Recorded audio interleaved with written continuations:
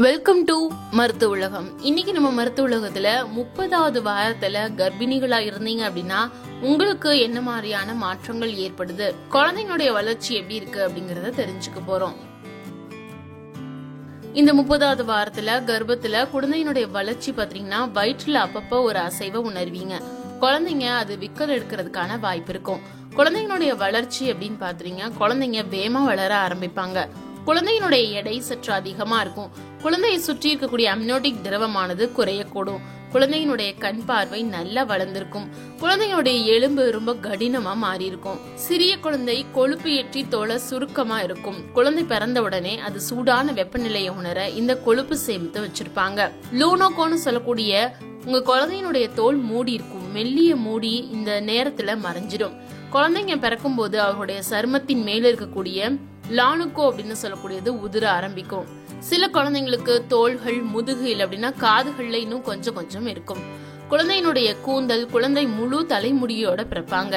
இந்த 30 வாரங்கள்ல குழந்தையினுடைய தலைமுடி வளரக்கூடும். முடி அடர்த்தியாக தொடங்கி இருக்கும். இந்த 30வது வாரத்துல குழந்தையினுடைய அளவு பாத்தீங்கன்னா குழந்தையின் நீளம் 16 அங்குலம் வரையும் இருக்கும். 30வது வாரத்துல குழந்தையின் முட்டைக்கோஸ் அளவு இருப்பாங்க. குழந்தையினுடைய எடை பாத்தீங்கன்னா 3 பவுண்ட் வரையும் இருக்கும். குழந்தைங்க தொடர்ந்து வேகமா வளரும். உயரமும் அதிகரிக்க கூடும். அடுத்த சில வாரங்கள்ல எடை சற்று அதிகரிச்சிருப்பாங்க. கர்ப்பத்தின் 30வது வாரங்கள்ல தாய் பொதுவான உடல் மாற்றங்கள்ல வயிறு முன்பு காட்டிலும் இப்ப பெருசா இருக்கும். பிரசவ காலத்துல தேதி நெருங்கி வரும். இந்த காலத்துல கடைசி 3 மாதங்கள்ல கணிசமாவே வேகம் அதிகரிக்கும். உங்களுடைய எடை அப்படின்னு பாத்தீங்கன்னா இந்த 30வது வாரம் முடிவுல தாயினுடைய எடை பாத்தீங்கன்னா 8 கிலோல இருந்து 113 கிலோ வரையும் எடை அதிகரிக்க வாய்ப்பு இருக்குது. கடைசி 3 மாதங்கள்ல எடை அதிகரிப்பு பற்றி கவலைப்பட தேவையில்லை. இது மிகவும் சாதாரணமா ஒண்ணுதான். கனமா இருக்கும். மேலும் சில வழக்கமான வேலைகள் செய்யறது கடினமா இருக்கும். இருந்தாலும் தற்காலிகம் அப்படிங்கறதுனால அதை பார்த்து நீங்க பயப்பட தேவையில்லை. சிறுநீரகம் கருப்பையில அதிக இடத்தை ஆக்கிரமிக்கிறதுனால உங்க சிறுநீர பையில அதிக அழுத்தம் இருக்கும். அடிக்கடி கழிப்பறை போகணும்ன்ற நினைவு உருவாகும். மார்பகங்கள் தாய்ப்பால் உற்பத்திக்கு தயாராயிட்டு இருக்கக்கூடிய வாரம் அப்படின்னா இந்த 30வது வாரத்தை சொல்லலாம். பிரசவம் நெருங்க போகுது அப்படிங்கிற மன அழுத்தத்துல அதிகமா நீங்க உழண்டு போகாதீங்க. அதை பத்தி நீங்க யோசிக்காதீங்க.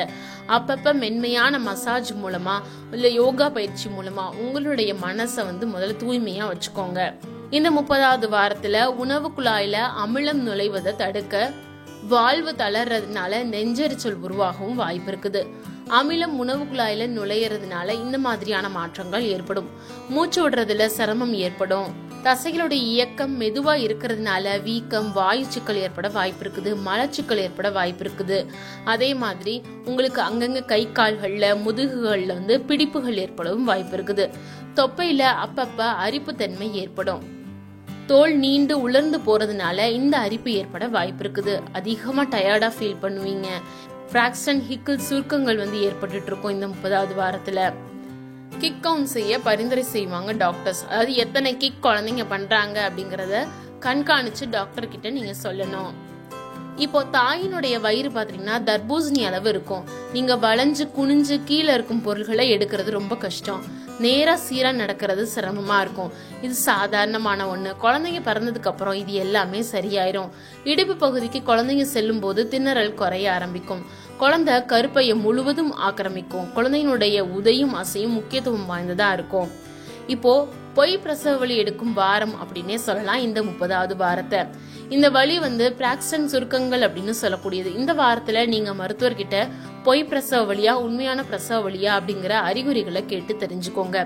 இந்த வாரத்துல குழந்தைங்க ஒளிய நல்லா பார்க்க முடியும். கண்களை திறந்து மூடலாம். வயிற்றுல ஒளி கண்டுச்சு அப்படின்னா அதை உதைக்க ஆரம்பிப்பாங்க. விரல்களை பிடிக்கிற அளவுக்கு அவங்க கை அசைவுகள் மாறி இருக்கும். குழந்தைங்களுடைய எலும்பு, மஜ்ஜை, சிவப்பு இரத்த அணுக்களை உருவாக்க தொடங்கும். பிறந்த குழந்தைங்க தனித்து இயங்கும் அளவுக்கு உடல் தயாராயிட்டு இருக்கும். உடல் கொழுப்பு மற்றும் மூளை குழந்தையின் உடல் வெப்பநிலையை ஒழுங்குபடுத்த உதவி செஞ்சுட்டு இருக்கும். இந்த 30வது வாரத்துல நீங்க எடுத்துக்கொள்ளக்கூடிய உணவுகள் அப்படின்னு பாத்தீங்கன்னா இரும்பு சத்து நிறைஞ்ச பொருட்கள் அவசியம். மெலிந்த இறைச்சி, பிரக்கோலி, பச்சை இலை காய்கறிகள், முழு தானியங்கள், பருப்பு வகைகள், கொட்டைகள், உலர்ந்த பழங்கள், முட்டைகள், இந்த மாதிரியான முக்கியத்துவம் வாய்ந்த உணவுகளை எடுத்துக்கோங்க. இது உடல்ல இருந்து ஆக்சிஜனை ரத்த நாளங்கள் வழியா எடுத்துட்டு நஞ்சுக்கொடி வழியா குழந்தைங்களுக்கு அனுப்புது அப்படிங்கறத மறந்துடாதீங்க. இப்போ இந்த மாதிரி சத்தான உணவுகளை மட்டும் எடுத்துக்கோங்க. எறும்பு உறிஞ்சுறதை தடுக்கும் உணவுகளை தவிர்க்கணும். அதுக்கு மாறா வைட்டமின் சி நிறைஞ்ச உணவுகளை அதிகமா எடுத்துக்கோங்க. கால்சியம் இந்த வாரத்துல ரொம்ப முக்கியம்.